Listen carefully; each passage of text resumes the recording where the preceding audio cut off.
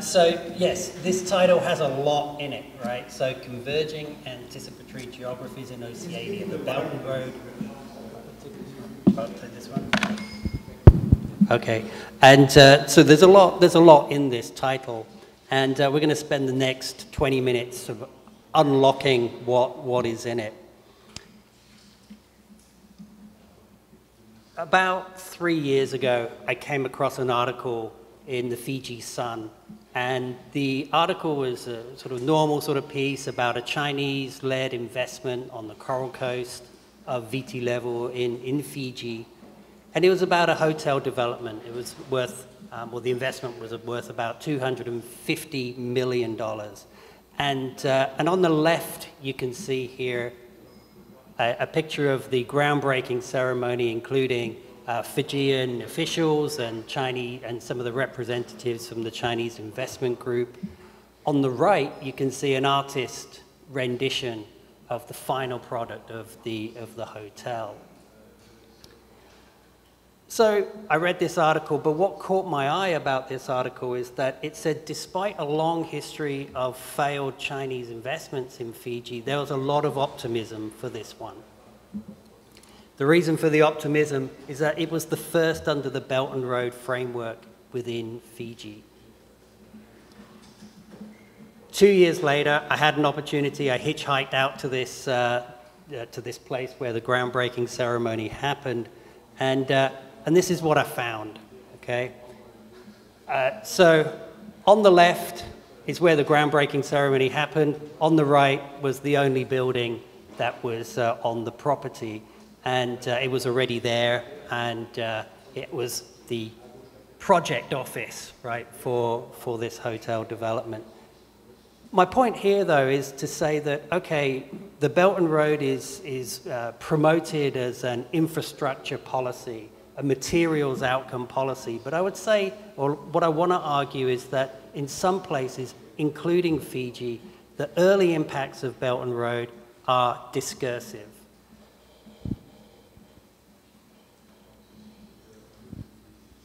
The geographer Matthew Spark might call the Belton Road Initiative an anticipatory geography. When Matthew Spark came up with this concept in the 1990s, he thought about it as a state-led economic initiative, and it was mostly based around cross-border trading regions, and examples of that are the Cascadia region in northwest United States and southwestern Canada, or Transmanche, right, between the UK and France, with the sort of input of the private sector. I've updated Spark's concept to 2019 to say that it's not just cross-border trading zones. The state visions now are transnational, multi-sited, and that not only that, but we're seeing a real proliferation of those state visions across the globe. Anticipatory geographies also invoke the language of economic hope. This is a counterpoint, right, to the militarism of geopolitics. These geographies talk about state rejuvenation, about economic rejuvenation, prosperity for individuals and states, and in an age of globalization, networks, inclusion. And Spark says that these particular geographies have the capacity to rearrange sovereign spaces too. So my research questions for this presentation are, well, given this proliferation of anticipatory geographies, what happens when two of them meet, if there are so many out there? And then when they do meet, what happens with the political and economic spaces? I'm going to focus in on Oceania as a stage for this, these anticipatory geographies, explain those a little bit, and then going to kind of zero in on Fiji's Look North and China's Belton Road Initiative in the region. And then we'll kind of go through the methods and the data that produced and some of the analysis, and we'll then look forward, right, with some implications and then possible future directions.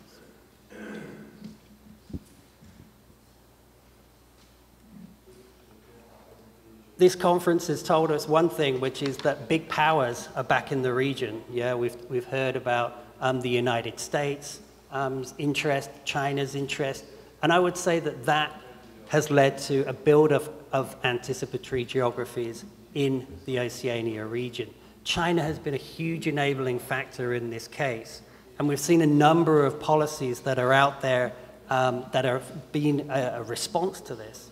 Pacific Step Up, Reset, Indo-Pacific Strategy coming out of the Department of Defense in the United States. I have to include this one, but the UK's very modest Pacific uplift, right?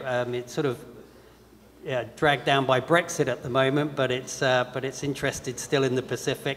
And then the Austronesian Forum, right, which is a Taiwanese initiative, mostly based around about identity. A lot of these have different motivations, right? Of course, security being one of them in terms of the US anticipatory geography, but all of them invoke that language of networks, inclusion, economic hope, and prosperity too. It's important to talk about also how the region has tried to put its imprint on the region in terms of all of this external activity. The Pacific Islands Forum has been the leading organization in this. The Blue Pacific Identity, the shared identity under the framework of regionalism, has been that primary response. Again, security and governance lead in the policy documents. Security, of course, expressed in the BOE declaration last year as the climate crisis being the #1 thing facing Pacific Island countries. Again, these documents include the language of development, economic growth. Looking back, former president of Kiribati, Anote Tong, in 2015 said it's nice to be relevant. And in the 4 years since then, things have gone completely gangbusters. And I think it was prescient, but I think we can say again to that end of that quote. All right, so now we're going to zero in on Look North, and then we're going to also look at the Belton Road initiative. Look at the backgrounds before we go into what happens when they meet in Fiji. Look North, of course, Fiji is an influential player in our region. It's a transportation hub, a political power, diplomatic institutions are hosted there. Look North was really driven by the coups d'etats of '87, 2000, and 2006. Fiji was isolated diplomatically by its traditional partners, Australia and New Zealand and so on, and also sanctioned. They needed to find other partners outside of their traditional ones. Of course, they went to Southeast Asia. China was very receptive. 2006, the 2006 iteration under the administration of Frank Bainimarama has been the one that's stuck the most. Bainimarama has sort of talked about Look North, the 2006 version, as something that is for Fijians, by Fijians, and it actually invokes the rejuvenation of Fiji as a state. Academics, Fry and Sandra Tart at the University of South Pacific might call this part of the new Pacific diplomacy, this idea that Pacific Island countries are becoming more assertive. China might be an enabling factor in that, but also the climate crisis too. There's an existential threat that needs to be addressed. This Look North framework, meaning that Pacific Island states are looking for alternative partners, has also found its expressions elsewhere in PNG, Solomon Islands, and in Palau. All right, I mean, I have to talk about the Belton Road Initiative, of course. Much has been written and much has been said about this particular policy. Here's my kind of 2-minute take. Yesterday, we had a very similar map. It's infrastructure corridors across Eurasia on the land, and then also you see these ocean-based corridors too, but you see this whole sort of westward projection out of China. In my sort of capsule review of the Belton Road Initiative, I would say it's an attempt by China to reconfigure political and economic space, particularly trade, global finance as well, the governance of finance towards China. Maona says that there's a strong discursive nature that comes with the Belton Road Initiative. Everybody's talking about it, he says. Everybody has an opinion on what it is. Even Donald Trump's talking about it. So everybody must be, right? The thing is here, though, is that what I would say is that the Belton Road is one of the expressions of Xi Jinping's China dream, meaning capturing the Chinese people's aspirations to become a global power in 2050. But what's important here is that if the China dream is expressed through the Belton Road, and the Belton Road is a transnational, multi-sited initiative, it has to also become the world's dream. As you can see right at the bottom here, there's one line that goes that way, and that's the southern leg maritime Silk Road, heading towards the South Pacific. And Xi Jinping has been very open about encouraging Pacific Island partners to join the Belton Road. 9 out of 10 diplomatic partners have signed memorandum of understanding to join the initiative. And so many of them have warmly received that invitation.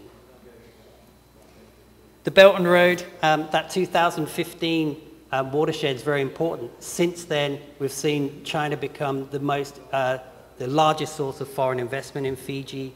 Bainimarama was also at the 2017 Belton Road Forum in Beijing. Fiji inked its own memorandum of understanding with China on Belton Road, under the Belton Road framework. Of course, there have been material successes. I think that in Suva you can see a couple of buildings that have been built under the framework as a result of Belton Road. However, what I would say is that Fijian state rejuvenation is being linked with that of China. So we're going to just go through some of this data. I did a search. I went and looked for Chinese and Fijian media reports and government documents about Look North and Belton Road from China, from Fiji, in Chinese, in English, and it spanned 12 years, beginning from that last iteration of the Look North in 2006. It yielded for me 73 quality texts. And what I found is that 2015 watershed comes up again. And what happened is the Sino-Fijian relationship reframed. So prior to 2015, when China and Fiji talked about their relationship, it was under the Look North framework. After that, it was the Belton Road that was that dominant framework, almost as if Look North had been picked up and placed within the Belton Road as a way of talking about their relationship. Many commonalities from Look North to Belton Road: positivity, economic prosperity, the potentiality of their relationships, networks, inclusions, people-to-people relationships. And one of the critical factors here, though, is that we move from a Fiji-centric framework to one that was more about mutual benefits, how China and Fiji could benefit from this relationship. And it's important to note that Fiji and China were active in co-producing that narrative. It wasn't just something that came from China. Here's some examples. This is Look North, so this is prior to 2015. On the left, you can see a quote from President Xi Jinping. China appreciates Fiji for prioritizing developing relations with China in its Look North policy. On the right, a quote from the Fijian president here, again, emphasizing Look North as the important framework for their relationship. Post-2015, we see it very differently. Two officials on the left, one from China, who talks about the Belton Road now being a mutually beneficial policy for the Sino-Fijian relationship. On the right-hand side, a Fijian official talking about the same idea, but also talking about connectivity, meaning bringing that inclusion into the narratives.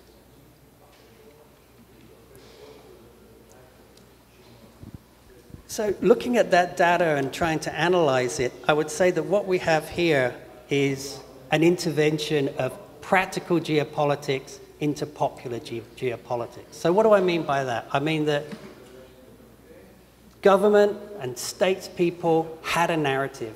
It moved from look north to Belton Road, and then it was reproduced in the medias of both of those countries, within Fiji particularly. And in that way, media control of that messaging was important. It was very uncritical of why we went to that switch. For me, in my argument, I would say that this is a way of gradually managing Chinese presence in the Fijian Islands, the increased visibility of investors and migrants and so on. And I think this has been necessary for the Fijian state because there have been mixed responses in Fijian civil society. For example, the hotel development I gave at the example at the very beginning, that hotel, people who lived in that area talked to me and they were concerned about the import of Chinese labor and what that meant for their own job prospects. And this is this has been reiterated, this issue across the region. Graham Smith's work on PNG particularly will talk about this. And Chinese migrants themselves are caught in a very difficult position too sometimes. They're caught between that antipathy of the host sometimes, and then also official distances from Chinese embassies, for example, especially when things go wrong. They are often left alone. So there's a real sort of difficult position that they are put in. So I'm going to wrap this up. I've got 2 minutes, so I'm happy about my timing. So again, I want to just say that Belton Road Initiative, I mean, as our speaker here said, I mean, this was something proposed in 2013. It's in the early stage of understanding what's going on with this. I would argue that in those early stages, we can see early impacts are discursive. The Belton Road is becoming increasingly the way that China frames its external relationships with the outside world, particularly decolonizing nations, Europe as well, as we've seen too. And I think that Fiji's handling of how this external anticipatory geography of China, this intervention into their own domestic space and how they've handled it, sort of presented it to the Fijian people in a different way, may be something we'll see elsewhere. And so that, this replacement of Overlook North really just permits this ongoing articulation of Fijian interests. There isn't really a great deal of how they talk about their relationship. It's just a new framework. Also, it's a strategic choice on Fiji's part. Other relationships it has, Malaysia, Russia, for example, are still framed under Look North. But in this case, we don't see that happening. My last point is really just to see where we could go in the future with this. Clearly, I've used government and very controlled media documents for this study, and I think the input of civil society and the discourses we see there needs to be incorporated into this. And then the last thing is that it would be interesting to see how Look North is interacting with a lot of these new anticipatory geographies that are floating around the region. Fin.